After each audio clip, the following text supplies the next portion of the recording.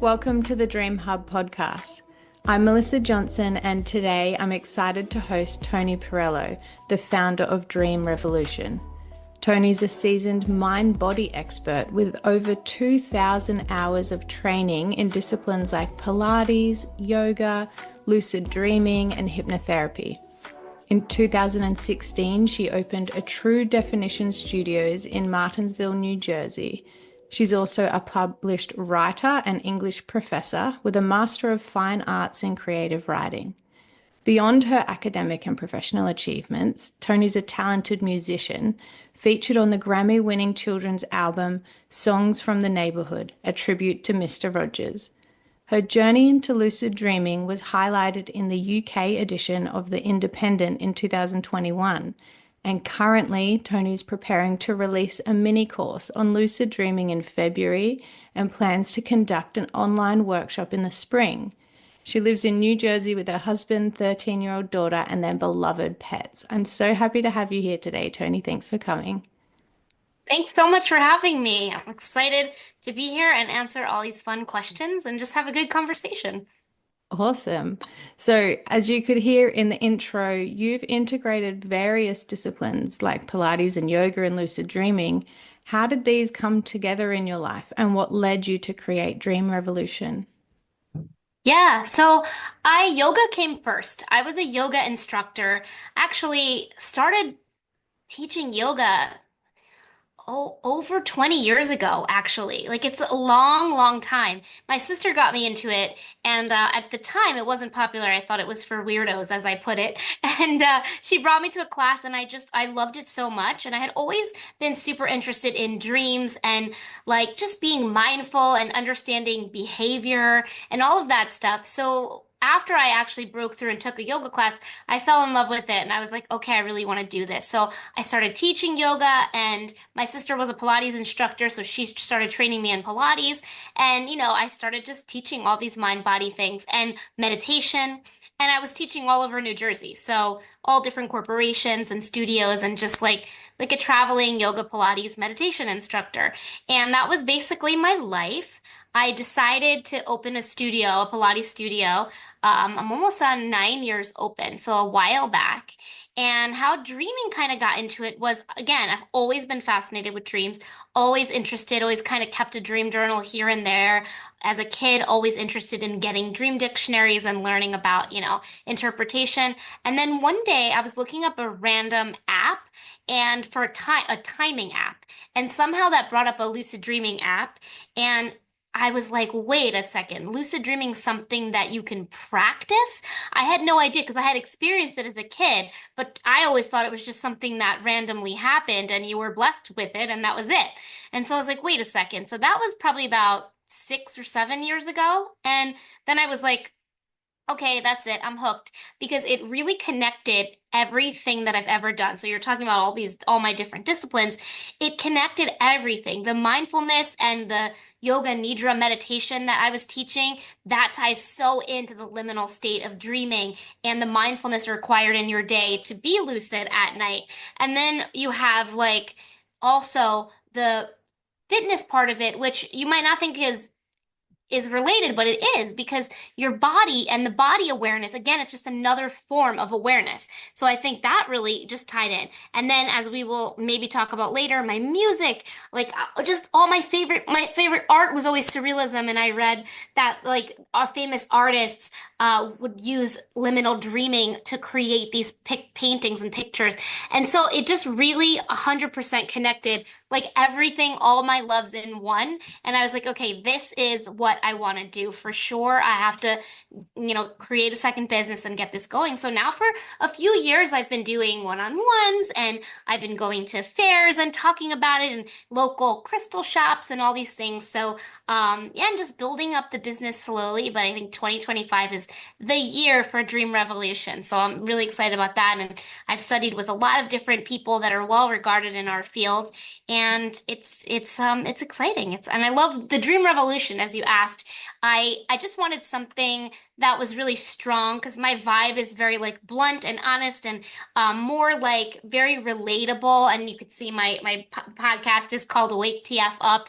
And I felt like I wanted something that was really strong. And I just came, my studio is called True Definition. And so I felt like Dream Revolution they kind of sounded like similar. And I liked that idea too. And then just the idea of like, being a rebel, being a dream rebel. So my little tagline is join the rebellion. And I just felt like that kind of encompassed how I am, who I am, and the what makes me a little bit different than maybe some other people in this field. Yeah.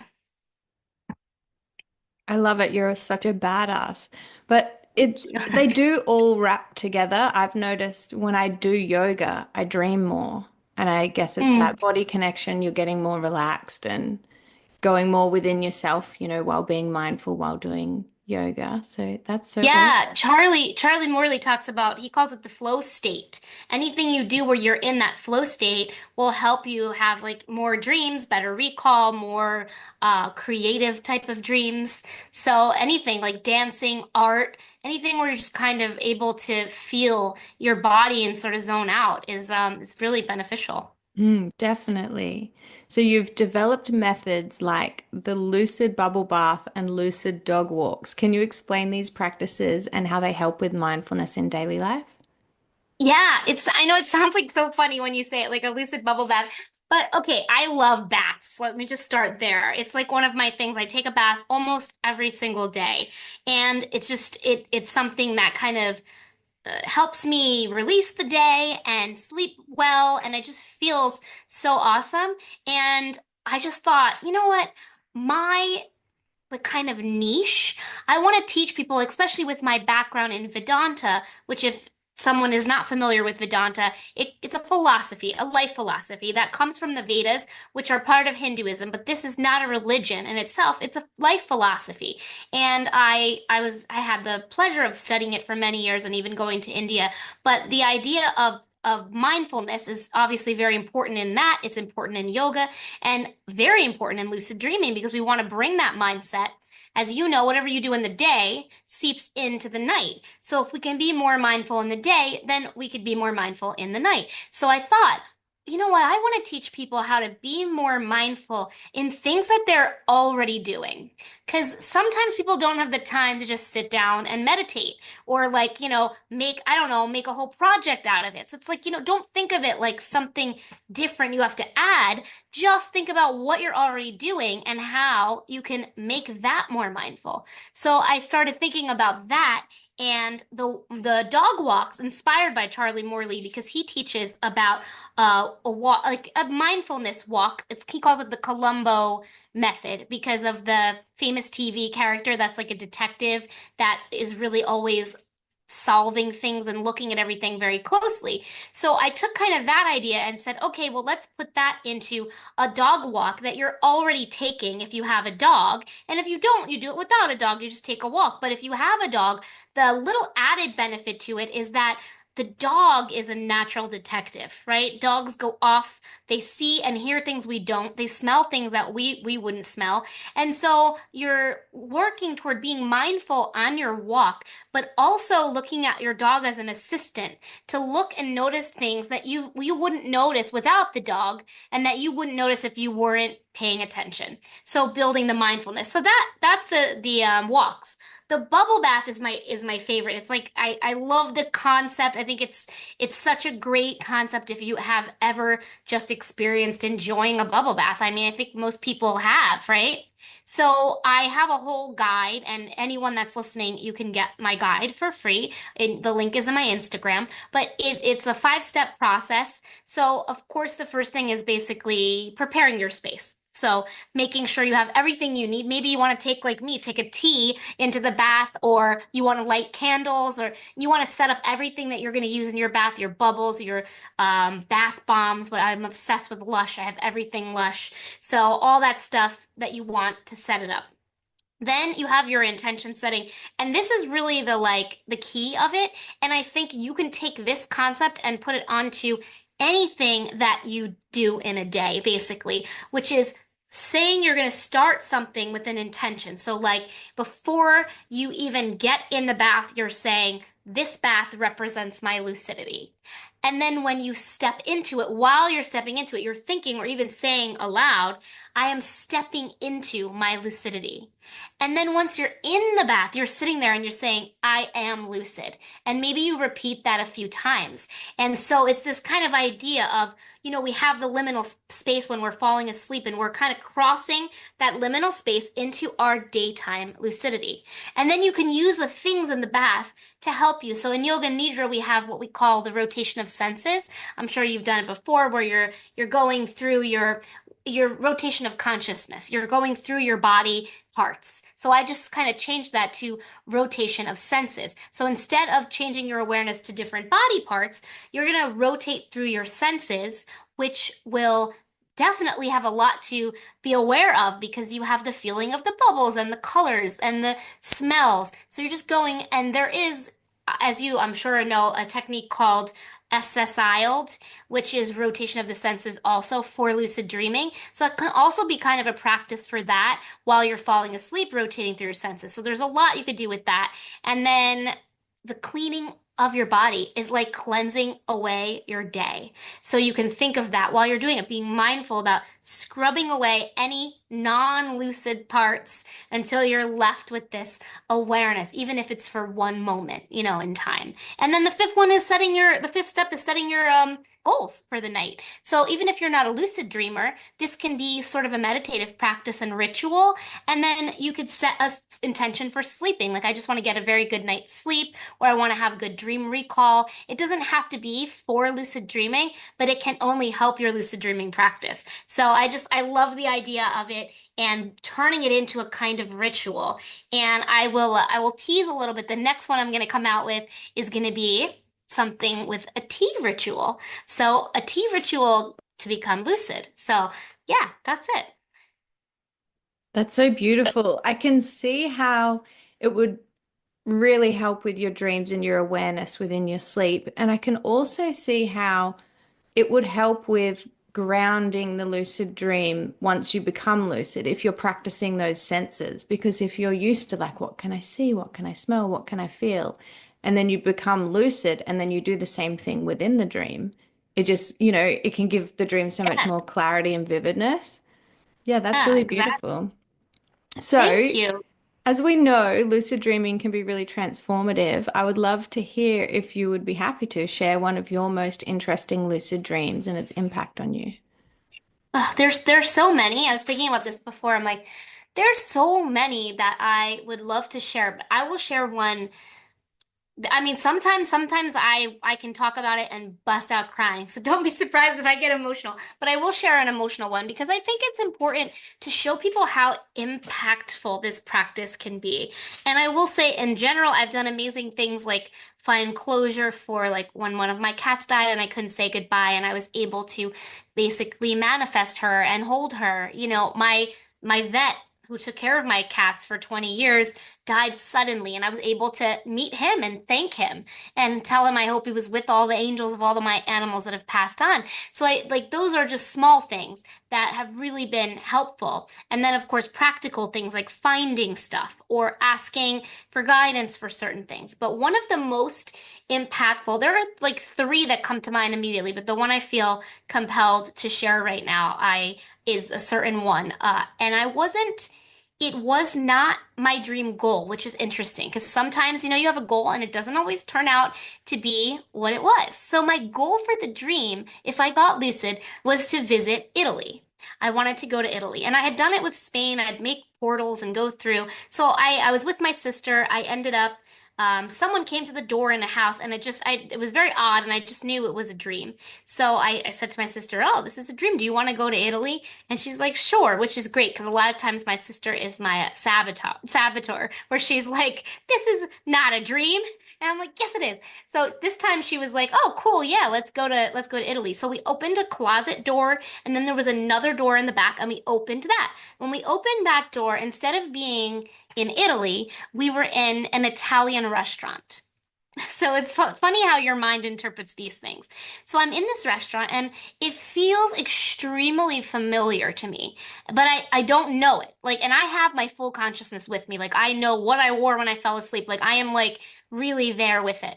But I'm like, I don't know this restaurant, but it feels familiar. And it was so clear that when I woke up, I actually drew the whole restaurant out and sent it to all my family members. Like, have I ever been to this restaurant?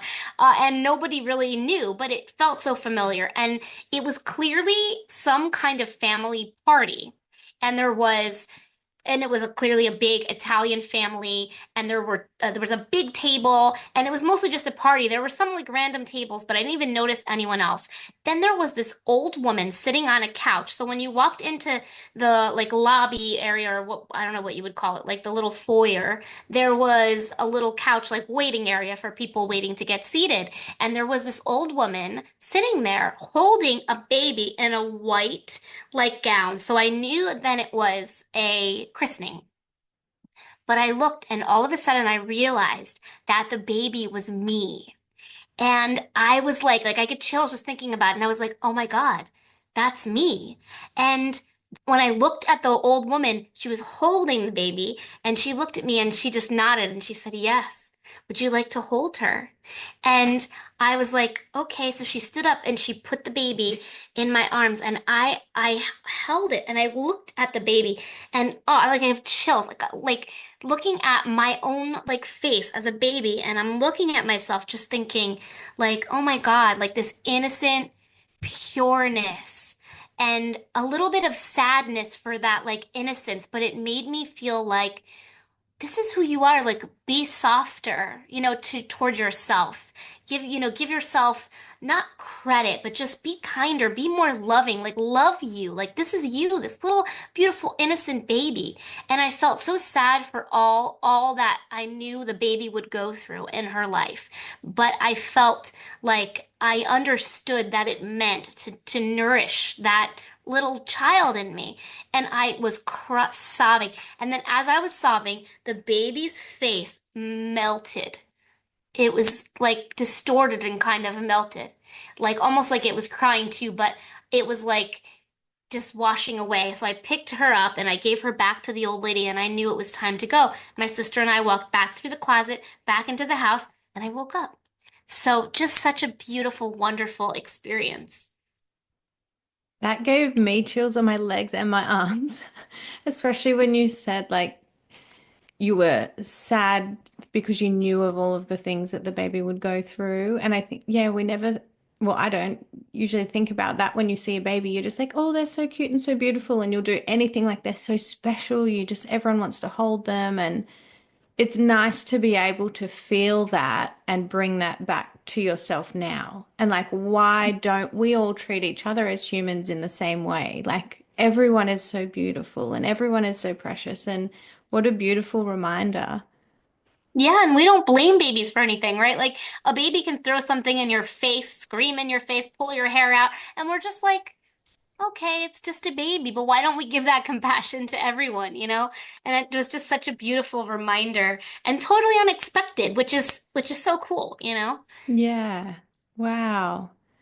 You tell that dream really well as well. So that Thank must be you. to do with your skills in creative writing. And I was wondering, like, how else does your literary background influence your approach to mindfulness and lucid dreaming?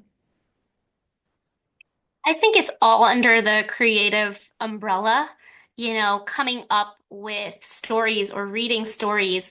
It's like looking at dreams. And in fact, yesterday I'm teaching children's literature this semester. And so I taught them this three method approach for analyzing a story. And I told them I use this because all of them are there. They don't necessarily want to be there. They have to take certain classes. And I'm like, look, this is something you can use for communication, for so many things, but I even use it to interpret my dreams. So I take sort of this three-part method. I'm thinking of a way to include that. I have some ideas for a book idea that I'm working on, and I think this might be in it, but it's like a three-part method of how to analyze your dreams. Rather than interpret, it's like more analytical, like you would look at literature, stepping back from your own dream and looking at it and saying, okay, what's literally happening? That's step one. What did my character, me, in the dream and the characters in the dream feel? What were their intentions and feelings and goals? And then how does this relate back to my life right now? And that's exactly what you do in literature. Here's the summary of what literally happened. Here's what I feel about the character's intentions and whatnot. And then here's how we can take a lesson from this and apply it to our lives and why it matters, why it's important. So I think they are actually very, very related. And you can also use your dreams to create stories and all of that. And reading when you go to sleep always helps me have more creative dreams too. So yeah, I think it's very connected. Yeah, I can see that that would be a really simple way to get more out of the dream, especially with the stepping back and just analyzing it. Yeah, that's great. That's really helpful. And so then there's also music, which is a huge part of your life. How does music connect with your mindfulness practices and dream work? There's well, music puts me in the flow state, first of all, like we said before. So I I have no idea if I'm writing a song or something, how much time has gone by. I don't know anything else. I don't look at my phone, which I'm usually attached to. Like I am like it's a totally almost another world. So there's that part of it. And when you're in that again, I think it's enriching and it gives you better, well, I want to say better. I shouldn't rank dreams. It gives you more vivid or, more dream recall and whatnot. But for me, the I've written so many different songs from little things in my dreams, little melodies, and it could just be I hear some random thing in my head or I'm in like a liminal stage and I hear something. But it also like there's been times, so I've written a whole musical right now. There's 32 songs. I have too much music. I'm gonna have to pull back. I'm almost done with the script. But basically, I think maybe five or six of the songs I wrote were in dreams. Some of them almost a full song. So I had a dream I was going to like Disney and I think it was Disney World with like my cousins. And on the stage were people performing this song. And I woke up and I was like, this song is good. And I took that. And probably the coolest thing that happened was uh, maybe within weeks later, I had another dream with another melody. And then I realized that they made a perfect mashup. So the melodies can go right on top of each other. And I wrote a song like that with a mashup in it. And it was something I never would have sat down and said, I'm going to do. But the fact that it came up like that was like, it was just so cool, just incredible. And the other thing I think that we forget, and recently I interviewed for my podcast, Dr. Michael Lennox, who's an amazing astrologer and dream interpretation master, and he has a doctorate in psychology. He's just really, really a cool guy, and he has so many cool things. But I was talking to him about this, about music, and just the idea that sometimes we can have an idea come to us and not even remember it. So I think there's an element there. Like when you wake up and you just feel inspired that day and something comes out of it, it could have very well been from your dream practice and from getting more sleep, which is important too, right? And so I think there's that element too. So I think all around it can only help anyone that's in any creative field. For sure. So I wake up singing songs a lot, but they're usually songs that I already know.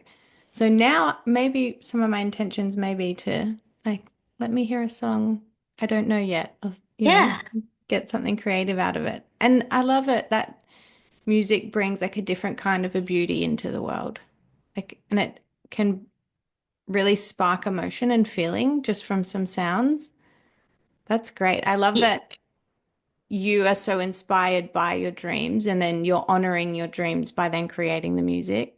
That's beautiful. Yeah. And I've also like been able to open for Lady Gaga and like sing a duet with Shawn Mendes and Billie Joe Armstrong. Like I've met like in my dreams, I've seen all these people, whether I asked for them when I was lucid or they happened to be there and it made me lucid. I even the coolest one I think is I wrote a song for the Backstreet Boys with them. And that's actually one of the songs that's in my musical because I ended up kind of changing it to make it a song that a mother sings to her child in the musical. But it was written with all these harmonies for the Backstreet Boys. So it's just so funny. And I met them and we hung out. So I love dreams like that because they help put you on the same level as you see these celebrities. And I mean, for me, it really builds up my confidence and like where I see myself being able to go and what's possible. Do you feel the same way? yeah, for sure. That has definitely has an impact. I think something else that's really helped me see like celebrities and people as just people, not just, but as similar to us and anyone else. I've worked with a lot of professional like, NFL football, American football players at the studio, at the Pilates studio. I'm blessed that my studio happens to be in a building that is shared with a major football academy that trains people to be in the football, in the NFL. And so I've worked with all of these, not all of these, I don't want to make it sound like it's more than it is, but I've worked with many very highly regarded athletes. And when I first started, I was always so nervous and thinking of them like they're on some kind of other level. And then when you actually meet them, they're just people. And when you said that about the musicians, it's the same, that exact thing. So I can actually testify that meeting them in person gives you that meeting them in my dreams gave me the same feeling as actually it happening in person. So it's awesome. Like you could use your dream for anyone listening to experience that and understand that, we're all connected and we're all just people. Yeah, that's really empowering. So you do so many things. You balance so many roles, like a studio owner, professor, composer, and a mother. And obviously that all requires mindfulness. So I'm curious of what strategies do you use to be able to manage all of the different responsibilities? Therapy? No, I'm kidding. No, but seriously, therapy does help, honestly, because half the time I'll talk to my therapist a lot about how to help me better organize because I have ADHD, which is it can be like a superpower, but also can be debilitating too. So you have to look at it from both ways. So honestly, my therapist has really helped me to figure out what works for me. But I think that the most impactful thing that I've learned for therapy and learned while I'm balancing all these things is that number one, do it now. That's my motto because I will not do it later. I will forget. So do it now is very important to me. And I try to say, if I have the time to do this right now, just do it. And that helps me to get certain tasks done. But the other most important thing is, again, being kind to yourself because I think prior, it was harder for me to juggle everything because I was so hard on myself that this has to be done. I would make ridiculous goals like I have to post, 3 times this week, and if I don't, I'm failing. At what like in my head, I made up all these rules, and I realized when I started to learn to be kinder to myself, I was able to do so much more, which is so interesting. I backed off and I got more done because I've told myself, I know, but being diagnosed with ADHD a couple years ago at 37 years old. So I spent my whole life thinking I was just different and weird. And, I got used to putting myself down as like, oh, yeah, instead of like you said, you do all these things, I was like, yeah, I know I'm all over the place. Like I'm putting it almost down. And then when I realized, I was like, first of all, like, this is what I do is that's kind of what makes me me. But I felt the diagnosis to be really empowering because now I don't feel bad knowing my limitations. Whereas before I felt like I should be this way, but I'm this way. And now I'm like, this is how I am. These are my limitations. And now that I know those, I work around them. And that enables me to do everything. And just being organized on another level. Like I have certain time periods where, like, for example, when I'm work at the university, I go one day, I teach once a week classes only, which is helpful. So I'm there one day, the whole day. I do all my grading and everything in one day. I don't carry it home with me. So then I can be home when I'm working on my dream business and Pilates studio. So little tips like that, and just trying to figure out what prioritize and what really needs to be done versus what I want to be done. So yeah, it's a little bit of everything. I'm sitting here grinning because I can resonate with you a lot. I have ADHD as well. But it's good like blocking your time and your days like that so that it doesn't kind of spill out over everything. But it is hard, I find, to prioritize and do the have tos instead of the want tos. Very hard, yeah. I was thinking as you were speaking, then you were saying like, then one of the most powerful things that you discovered was to be kind to yourself. And I was wondering if that came from the baby dream. It certainly made an impact. Yes, because I mean, I don't think there's a different dream that I could say I literally woke up and was changed. Like there has been experiences like that as well. But I think that one was more of a slow process, and that dream was maybe about 3 or 4 years ago, and I think that definitely helped. And sometimes I might forget, but then I would think of that when I Mm. think about, oh, all what I went through, feeling different and growing up, feeling like all of that. I remind myself, wait, you were just a little baby, and this is who you are. So be kind. So yeah, I do think it definitely helped me on that path for sure. Mm. And so your 13-year-old daughter also practices lucid dreaming. I love that. I'm trying to teach my 5-year-old. She's nearly there. But I'm wondering, how do you teach the concepts to younger people and what benefits have you seen in her experiences? So, well, my favorite video of yours on your page is your daughter. It's so cute. She's adorable. I love that. I just love little kids talking about their dreams too, because it's just, it's so raw. So for my daughter, she's 13, as you said. I will say that she hasn't used it yet for anything really transformative. She's used it for what you would think of a typical kid would want to use it for, but I love seeing it through her eyes. So the first time I ever taught her, like the day that I told her, just do this when you're falling asleep, basically anything I would teach, same thing I would teach an adult, but I just made it very simple. Like, listen, when you go to sleep, think about getting lucid. Try during the day to notice when things are weird and ask yourself if you're dreaming.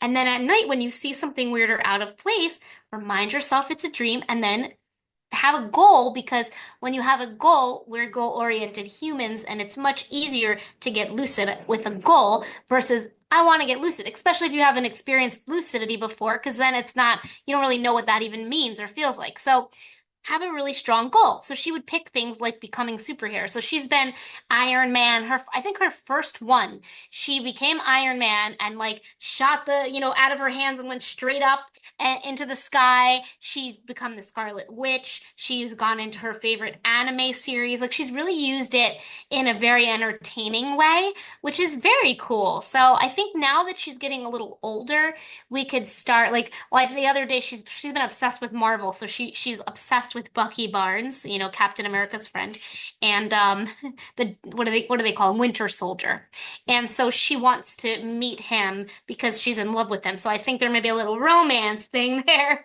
which is cute now that she's getting to that age. But I think eventually we've set such a strong foundation that she's going to have no trouble, getting lucid when she's older and doing these transformative things. And also just fostering, which I'm sure you're doing too, a love for dreams and a really, what's the word? It's like a love for dreams, but a respect for dreams. Where I think a lot of times dreams are it's just a dream. And it's like, no, like we every morning on the ride to school, what'd you dream about? Like it's a thing. At one point, I might have pushed a little too hard, so I will tell you that as advice, because then I've now she's if you ever want to go back and listen to my podcast, I have an episode of interviewing her, and it's hysterical. Although it's not the greatest sound quality on that episode because something was up with the mic, but it cracked me up because she's talking about how I just was always telling her that she had to dream journal and it was so boring. And I'm like, what? I thought you loved it. And she's like, it was fine, but like when you wanted me to do like every day, I just didn't want to. And I'm like, okay, fair enough. Fair enough. Maybe I pushed too hard. But how cool was it when we found her old dream journal of when she was 5, 6, 7, writing and drawing pictures of, I mean, she'll have that forever. So that's what I think. But I think as far as teaching kids, just it's the same. I think they absorb it so quickly. Like I said, one day she got lucid that night that I think if you give them the basics, easy. They'll just do it, you know? Yeah, I've pushed my daughter a little too hard as well sometimes. She'll be like, I don't know, I'll be talking about something. She's like, what are you talking about? I'm like, dreaming. And she goes, ugh. Exactly. You're like, come on. Like, oh, okay. But I like that your daughter's going and meeting people she's in love with in her dreams. At least you know she's doing that in her dreams rather than going and looking for people out in the real world. 100%. Like think about this on like a teenager level, like when she's gonna kill me, but she's never kissed a boy or anything yet, you know? And think about that when we were young, it's like, how do you practice this? You know, and there's always jokes about practicing on your hand and your pillow. But what a better way to practice than actually get lucid and be in a dream and get to experience that feeling and get all your jitters out, just like practicing anything that would make you nervous. So that's so cool. I think there's probably a whole teaching there for teenagers that you could do, you know? Yes, that's a really, really good point. I love that. So you also teach about nonviolent communication, and I just wanted to know how does that practice enhance self-awareness and improve relationships? I think it's just all connected. Have you ever learned or read about NVC yourself? No. Okay, so it's often called, well, they call it nonviolent communication. It was developed by Marshall Rosenberg. I hope I'm saying that right. But it's really what it is conscious communication. So now if I said conscious communication instead of nonviolent, you can immediately know why that's related to lucid dreaming, right? It is. It's just you're being conscious and lucid with your words. It kind of reminds me of the Four Agreements, if you've ever heard of that book, and be impeccable with your words. It's that concept. And NVC for me, I was going through a really hard time when I studied this, like really difficult time in communicating, with a family member who has an addiction. And so the communication was so difficult. And it really helped me have compassion and understand that your words, even if you have all the best intentions, can really impact people negatively or positively. And I started trying as much as I can to take the word should out of my vocabulary, which is still, to this day, I try. It's not always easy, but I really try because who's to say anyone should do anything? And so that really taught me that. And again, just the awareness of my language. So it's like I have the yoga and Pilates awareness of the body, right? We have meditation, the baths, the walks, awareness of the mind. And then you have awareness of your language. So I think it's just all intertwined. That's awesome. Yes. And I think it's especially helpful for people with ADHD because we can just have no filter and every single thought just blah, blah, blah, blah, blah, out your mouth. And well, I know for me, I would be like that. And it's hard. It's hard. It can annoy people, upset them. They take things the wrong way because you haven't stopped to put it correctly. Yeah, I did read the Four Agreements and that really impacted me and I started doing it from then as well. But I feel like that's also going to help within the dream space in the way that when you're in a dream, sometimes you can just be shooting off thoughts or words, and then that the dream will change depending on what you're saying. So, you're being mindful of your thoughts and then the words that are coming out, and then how that's going to impact back. So, yeah, I can really see how that would affect dreams. Like everything you said, yes, yes. Thank you so much for saying that. In a dream, your words are so impeccable because your dream takes things so literally. So you have to be so careful. For example, I asked to become a bird, and my dream put a costume with an elastic beak and elastic wings. Okay, so that if that's not a lesson in that, it's like being impeccable with your words. 100%. That's so true because like sometimes it's just very, very literal. And yes, with the ADHD too, 100%. I think also because we tend to get obsessed with subjects, so we know a lot about things. So it's Hmm. like we feel like, you should blah blah blah because I know so much about something. And so I definitely tend to do that and pulling that back. But and I will say, if you have the chance to look up nonviolent communication for parenting, Mm. like that's another thing. It really transformed my parenting. It's a little bit off the topic of dreaming, but essentially like for example, when she was really little, I would punish her for things, take things away, because that's the way I was brought up. And then when you read this book and it's like, you know, he just rips apart why punishing doesn't really work. And briefly, it's basically because they're not doing the thing that you want them to do because they think it's the right thing. They're doing it to avoid punishment. And so really the best thing is to sit down and talk to them even when they're really little. Why did you do this? And do you think it's right? And then to put it on yourself, like I feel uncomfortable. So even now to this day, like talk about mindfulness, my daughter will be on her phone. And at one point I said, look, I'm uncomfortable with how much you're on your phone versus you shouldn't be on your phone. Like, I feel like I'm doing something wrong. I'm not giving you enough entertainment or making you go outside. I don't know what it is, but I think for me, I feel uncomfortable with it. What do you think? And then letting her say, well, but I use it for this. And look, I'm playing this game, which is this. And I said, okay, well, what can we do to maybe lessen the amount of time that you're on your phone? And she said, I don't know, maybe we can look at the hours on my phone and just try to see like how long I've been on my phone. And so then she started like telling me daily, Mom, I only hit 4.5 hours today. And I'm like, great. So versus I'm taking your phone away, you're on it all the time, you're not paying attention to anything around you, and it's really freaking annoying.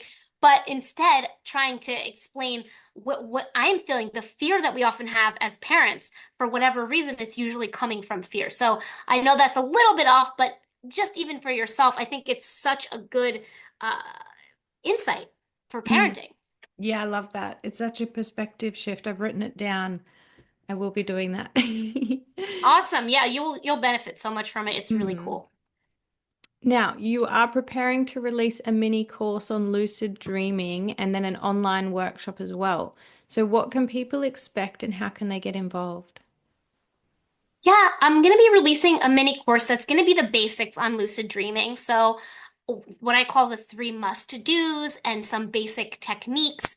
And it's going to be maybe like an hour and a half. I really want to target people like us, like people that have a harder time with attention span, that don't want to maybe do a, 12-hour course in all of these modules because the percentage of people that actually get through full courses like that is so small. So I want to do something that's like packs a punch, but is kind of short, sweet, to the point, and put it out there. So that's going to be in February, and they'll just be able to access it right from my Instagram. If anyone wants to be on my email list, you can also do that from my Instagram. So my Instagram and my website are where everything will be. And the workshop, yes, I would like to do in the spring an like intensive weekend workshop. I haven't decided if I'm going to do 1 or 2 days. I think I might do one day to start, and then it will be like maybe 3 2-hour blocks. This is what I'm planning, what's brewing. And I want to do just a really intensive live Zoom workshops. So some of the same stuff that will be in the course, but we're doing it live so I can help people directly and we could share dreams and we can talk about all of that. So all of that again will be on my social media and my website. That's great. I'm going to put all the links in the show notes so that people can come and find you because that sounds really easy to digest and be able to then put in practice without feeling overwhelmed by too much information. So good on you. Exactly.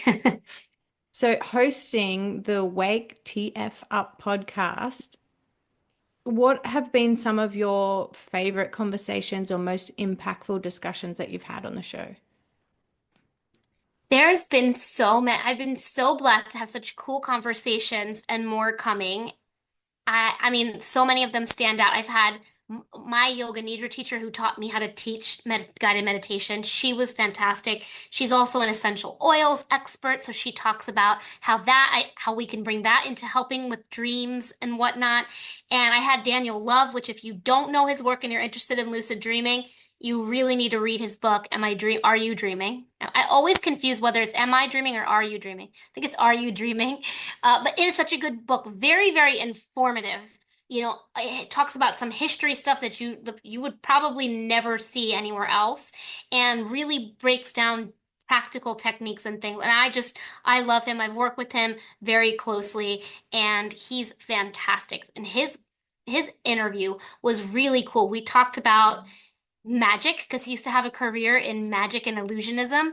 And so we talked about that, which is awesome. And then we talked about OBEs because, as you know, in our field, there's a bit of a tension between if some people believe that they're real or some people believe that they are a type of a lucid dream. So what side is it? And I have a client who talks about his OBEs in depth. So I brought that up, and that was a really cool conversation too. He's so deeply spiritual, even though he comes across, people think, as very logical, but he's got really both. So that was fascinating. Dr. Michael Lennox, who I've had on a couple weeks ago, that one's coming out Friday. So that's awesome too. We have a great conversation about how astrology ties into dreaming, and I had the developers of the app Elsewhere, which is my favorite app for dreaming. That's going to come out in a few weeks. So really just, I would never be able to pick one. They've all been so great. I'm sure when you come on, you're going to be so great too. Thank you. Yes, they all sound so fascinating. I love that there's so many different aspects that are related to dreams. And yeah, with you talking about the OBEs, that has like brought up an idea about how, there's dream interpretation and it can be a little bit fuzzy as to what people think that they've experienced and what they haven't. How has your understanding of dreams evolved over the years? And like what common misconceptions do you encounter? Oh my gosh, there's so many misconceptions. I have a whole episode on debunking myths. And actually, I got my facilitator certificate through Charlie Morley. I did my ending, like graduating little talk on debunking myths because there's just so many. I'd say how my practice has changed is from a kid, I was just looking at a dream dictionary and trying to figure out if that, like, one-to-one definition, this equals this, related to me. And so the interpretation part wasn't as interesting because it didn't feel accurate. And so I think that's so super evolved because now I'm looking at it from such a different standpoint. Dr. Michael Lennox, his book Dream Sight, I have it right here. Because he was just on. This book is so cool because he has a three-part way of interpreting dreams that's very cool. But looking at symbols in different ways and just knowing that an item has like a logical purpose and then a symbolic purpose and kind of looking at that. So that has really shifted over the years. I've gotten better and better at interpreting and helping others interpret their dreams too. And just the more lucidity, the more opportunities I've had to do amazing things. Recently, my goal for the year to evolve even more is to pay more attention to my regular dreams. And as I said, you heard me say before, not ranking them because I love being lucid so much that I always feel like I'm kind of holding them in a little higher regard than my regular dreams. And I'm really trying to make a conscious effort to pull back on that and understand that all of these dreams, even the ones not remembered, are impactful and trying to do that. And I think that will help my practice evolve even more going forward. Yeah. Yeah, and I know that sometimes we can be like kind of rating them like that was a good dream or that was a bad dream, but there's like, no, they're all good. There can be some scary aspects within them, but it doesn't mean that it's a bad dream. Yeah, exactly. And I think sometimes I think there's just an inner rebellion that if you rank one more, like if you're ranking your lucid dreams over your regular dreams, your inner dreamer is like, well, I'm not giving you lucid dreams because you're not giving me enough love and attention. So pay attention to me. I think there's something there. So Yeah. that's why I'm really gonna try to work on that. So Yeah, and the non-lucid ones are more, well, I see it as more like deeper messages from your unconscious and your subconscious without having your consciousness coming in and changing things and, mixing up exactly, yeah. what the message could be for you because then all of a sudden you want to be a bird. Right. Exactly. And I actually, one of the questions I asked Dr. Michael Lennox when he was on my podcast was about that, like, because that is something that people will say is like, oh, aren't you messing up with your inner subconscious like wants to do by getting lucid. And he said, look, if it has a message that you need to receive, you're going to receive it again. It's not, it doesn't mess it up. It'll just happen another time if that was the case, or you'll get it in a different way. So I thought that was cool. But as far as like the misconceptions, I think part of it is that people think it's either messing up your subconscious or they think you're going to be totally exhausted. I've gotten that all the time. Mm. Oh, it makes you so tired. And I'm like, that it shouldn't. It shouldn't. You're doing something. I'll see now again. I don't want to say should. Like, so hard. So hard. But, if you're doing it in a healthy manner, the tiredness isn't going to be there because now it's different if you're waking yourself up every night doing these crazy techniques and wake back, then obviously that's different. But if you are just doing that once in a while and you're getting enough sleep, which is key, and that's the other thing, people think they only need 5 or 6 hours of sleep. And, I mean, I could go on. I have like 10 myths about, but let's just leave it there.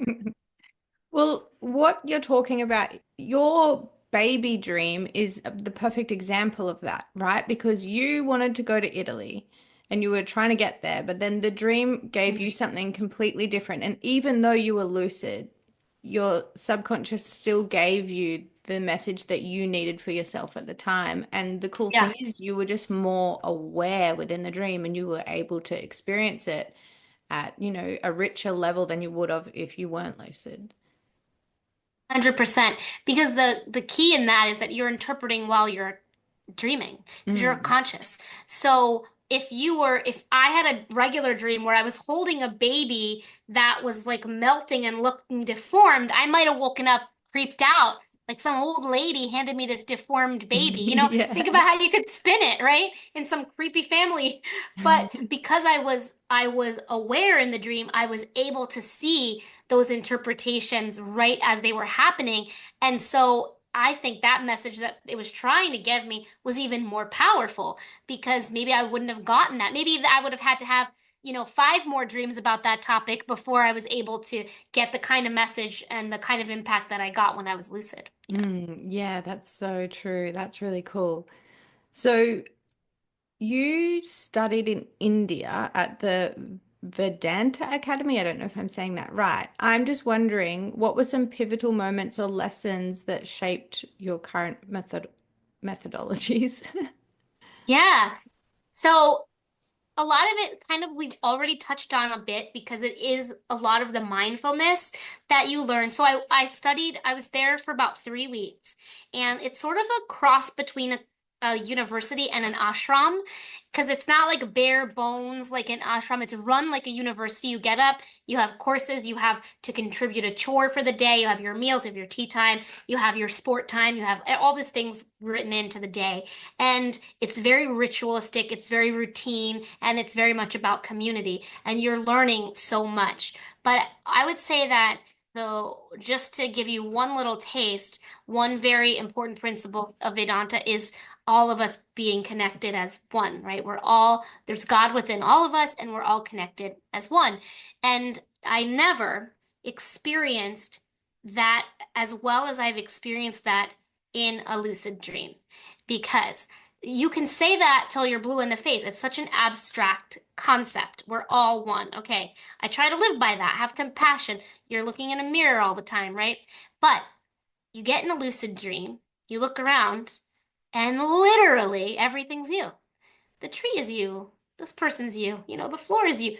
This is all you. And I just remember, I don't remember exactly what dream it was, but I woke up and I was like, oh my God, that's oneness. And so learning about the oneness was able to enrich my dream, and then my dream was able to enrich my Vedanta practice. So they really connected in that way. And again, it just teaches a lot about relating to people and being aware of yourself and your behavior. And assessment is also a big principle. Assessment is huge in dreaming as well because you have to assess your sleep, yourself. You have to assess, well, if I eat this, my dreams are this. Or if I have alcohol, I don't remember. There's a constant assessment. You have to look at yourself and say, what am I doing that's affecting me? And that's also a big principle in Vedanta. So again, very closely all tied in. It's got me wondering this question for you, and I'm taking it back to the baby dream again. Yeah. Okay. See, I knew it was the one to share. And you may have considered this, but you may not have. But did you ever consider that the old lady that handed you the baby was also you in the future? No, I love that though. And it very well could have been, which is great because that means I'm going to get really old. Yes. I love that. But yeah, that's a great idea because it wasn't someone I recognized. I thought maybe it was like because I never met my one grandma, so I don't really have a good image of what she looks like. But yeah, it was no one I recognized. That's an awesome. I love that. Now I want to get lucid and ask my dream if that's true. Mm, How cool, three generations of myself. yeah. Cool. So to wrap it up, my last question is for those who are new to lucid dreaming and mindfulness, what initial steps would you recommend to begin their journey toward greater self-awareness and conscious living? I think for dreams, number one is dream journaling. You know, if you are not doing that, you should be. And see the word should. See, now I'm hypersensitive to it because I said it again. So dream journaling is one of the basics that will really help your practice for so many reasons. I have an entire podcast episode where I talk for 45 minutes about all the reasons why we dream journal because there's just so many. So just trust that, write something down every day, even if you don't remember, right? I don't remember. I had a feeling I dreamt, or I woke up feeling a certain way, or I had a restless night, whatever it is, one sentence even, so we can foster, like I was saying before, that love for our inner dreamer. Our inner dreamer is like, oh, now they're paying attention, so I'll give you more. So that's the number one thing. Get enough sleep is my other thing. Get enough sleep. I mean, what I would obviously I'd love for everybody to sleep 8.5, 9 hours. That's great, wonderful. But I'd say wherever you are, add a little bit more. That's all you could do. Just start little. Give yourself an extra half hour, see where that takes you. So that's another other thing that I would say. And then I would say for mindfulness, kind of the idea of the lucid bath, even if it's not a bath or a walk or a tea. Think about how you could be mindful in something that is ritualistic to you. It could be brushing your teeth. It could be, starting your car. It could be 5 seconds, but something you do all the time. And that also helps your perspective memory, which is something that we have to work on to get lucid, remembering in the future. When you do this ritualistic thing, then you think about being lucid and being mindful in that moment. And if you can do that, whatever it is, I'm stepping into my lucidity when I do this thing. That can help you build your mindfulness and awareness in both day and night. Great advice. Really, really good. Thank you so much. Toni, it has been an absolute pleasure exploring your multifaceted world, and your unique blend of disciplines and holistic approach to conscious living is truly inspiring. And for our listeners eager to learn more, visit dreamrevolution.com and follow Toni on Instagram at dream2waketf up. And make sure that you don't miss her upcoming mini course on lucid dreaming this February and the online workshop in the spring. And stay tuned to her podcast, Wake TF Up, for the latest updates, and you will hear me on there soon as well. Yes. Thank you so much. This was so fun. I can't wait for you to come on my podcast. Yay! Dream chats for everyone. Yes. Thank you, Toni. Thank you. I will be in touch. And just so you know, it's dream-revolution.com. So don't miss the dash. Oh, sorry. I don't know where it will take them if they go to dreamrevolution.com. That would be an interesting thing to know, actually. But yeah, the little dash in there. But thanks so much